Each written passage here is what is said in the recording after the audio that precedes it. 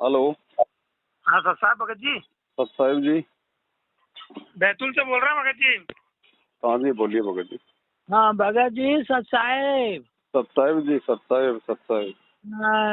भगत जी मालिक की दया से मैं एक छोटा सा गांव है ढप्पा करके, जी। पाड़र से 12 किलोमीटर अंदर में है। अच्छा।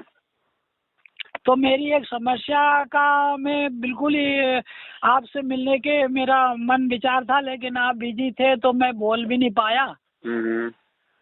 तो मेरे पास जमीन है भगत जी, मेरे नाम से 11 एकड़ जी। और अपनी भक्तमती के नाम से 5 एकड़ जी। उनका नाम कर दिया है भक्तमती का, और मेरे नाम से 11 है। तो बेटा बहू मेरे ऊपर बहुत ज्यादा आक्रमण करते हैं, तो मेरा मन में ऐसी लगी है कि मैं उसमें से आधी जमीन उनको छोड़ दूं और आधी हमारे पेट पालने के लिए मैं बेचने की इच्छा है। अब जो बात है आपसे तो छुपाऊंगा नहीं, परमात्मा से दूसरा नंबर आपका ही है मेरे लिए। जी। तो मैं बेच सकता हूँ कि नहीं? नाम मेरा है स्वतंत्र, स्वतंत्र नाम भगत जी मेरा। जी जी जी। हाँ, तो इसी का मैं आपसे बहुत मेरी विनम्र है कि क्योंकि मैं यही विचार है कि मेरे कहीं गलत नहीं होना चाहिए मेरे हाथ से, बस इतनी सी बात है कि मेरे हाथ से गलत नहीं होना चाहिए। और मेरे लगभग मेरी उम्र 70-72 में चल रहा हूँ भगत जी, और मेरे को सीधी बात नहीं करती बहू, अनबन ताना मारती है, तो मेरा दिल टूटा हुआ है। मैं कहीं भी भक्तों में रहूंगा। जो अपने भगत जी है वहाँ कहीं भी मैं अपने भगत जी से कहीं, और उनके हाथ लगना नहीं मेरे को। ये तो काल के दूध बैठे हैं। जी जी। हाँ, तो मैं भक्तों से मेरी जो भी होगी तो मैं भक्तों के में ही रहना चाहता हूँ। इधर हरदा है, सिवनी है, मेरे से 30-40 किलोमीटर 50 किलोमीटर में है। तो ये होशंगाबाद है। होशंगाबाद में आपका जो सत्संग मालिक है आपके अपना रखा था, वो करना चाहिए भक्तों का। तो वहाँ आपकी खबर लगी थी मेरे को कि भगत जी आ रहे हैं बोल के, तो मैं वहाँ गया था, लेकिन किसी कारणवश आप नहीं आ पाए। तो मैं आप मेरे को 2 बात में आप समझा दो, सलाह दे दो या टाइम दे दो। आप दोबारा आपको फिर और कभी मैं फ़ोन लगा सकता हूँ। तो ऐसा मेरा मन कहता है कि मैं दोषी नहीं बनना चाहता हूँ, मेरे ऊपर दोष भी नहीं आना चाहिए परमात्मा का। आधे का मैं हकदार हूँ, आधे का वो है, इतनी सी बात मेरी है।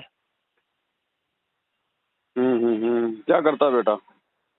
खेती करता भगत जी, मेरे पास जो खेती है वो सब वही करता है। तो अपने को बिल्कुल ही कम से कम में 1-2 कुंटल अनाज कितनी 16-17 एकड़ जमीन में 20 ज़्यादा ज़्यादा 2-4 कुंटल अनाज भी रोते गाते का देता है। गन्ना लगाते हैं, 2-4 लाख की खेती गन्ना की होती है, गेहूँ होता है, मकई होती है।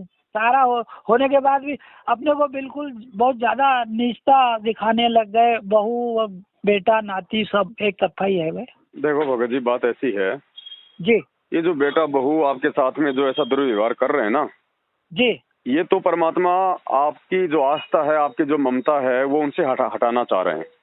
हाँ ठीक बिल्कुल है? बिल्कुल, मैं मालिक का ही बनूंगा, बन मेरे को कोई लेना देना। नंबर 2, जी जब आपका खुद का बेटा आपका नहीं हो रहा तो भगत आपके कहाँ से हो जाएंगे? जी तो ये गलती ना करना कि आधी उनके नाम कर दूं और आधी मैं मेरे पास रख लूं या बेच दूं, फिर किसी भगत के पास चला जाऊं, वहां रहने लग जाऊं। एक सत्संग में गुरुजी ने कहा कि एक व्यक्ति था, वो सरकारी नौकरी से रिटायरमेंट आ गया जी और उसके 3 बेटे थे। जी। अब वो तीनों बेटे उस पेंशन के चक्कर में कि भाई 30-40 हजार रुपए बापूजी की पेंशन आएगी, जी तो वो कहने लगी मैं रखूंगा बापूजी को, मैं रखूंगा बापूजी को, मैं रखूंगा। तो बापूजी पहले सबसे बड़े वाले के पास में रहा। तो बड़े वाले ने क्या किया कि 2-4 महीने तो बापूजी को रखा जी, और उसके बाद में भाई आपस में उसने सोचा कि भाई बापूजी को संभाल पाना तो बड़ा मुश्किल है।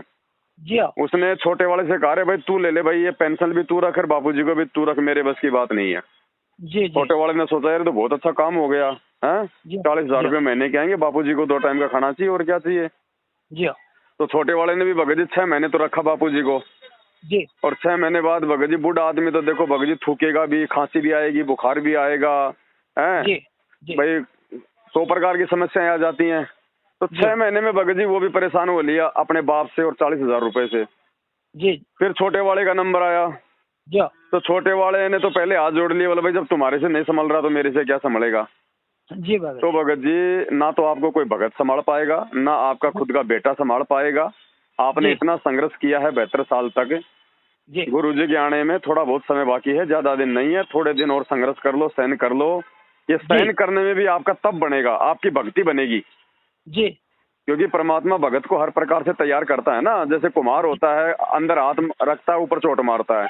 जी जी तो ये जी आपको इस प्रकार से जो दुर्व्यवहार आपके बच्चे जो आपसे जो कर रहे हैं ना, जी इसमें भगत जी 2 बातें हैं। पहली बात तो परमात्मा आपको पका रहे हैं कि मेरा भगत जी कितना जी सहनशील है, कुछ सहन करता है कि नहीं करता है, उनके प्रति मन में कोई गलत विचार आते हैं कि नहीं आते हैं। दूसरा, परमात्मा के भगत के साथ यदि कोई अनुपदेशी यदि कोई दुर्व्यवहार करता है तो उसकी जो भक्ति है, उसके जो पुण्य है पहले के, बहुत तेजी से वो खर्च होते हैं। जी वो तेजी से खर्च होंगे तो उनके ऊपर आपत्ति आएगी, दुख आएंगे, तकलीफ आएंगी, डॉक्टर ठीक नहीं कर पाएगा, अंत में फिर उसको गुरु जी की शरण में आना पड़ेगा। जी जी तो हर प्रकार से उस परिवार में रहने में ही आपका भला है भगत जी।